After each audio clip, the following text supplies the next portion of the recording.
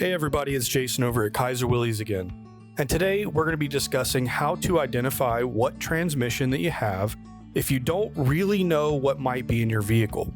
So here we have my T90 out of the CJ-2A, and you can see exactly where it says T90A-1. It's on the driver's side, right below the top shifter. A lot of times this is going to be covered in grease, in grime, in dirt, and other materials. It's going to be caked on there, so you can take a wire brush. This area right here is going to tell you exactly what transmission you have. So all you have to do is just give it a good cleanup, and then you'll have this raised notation letting you know that this is actually a T90, and that's how to identify what transmission you have regardless of what condition it's in. I hope this helps. Thanks for watching.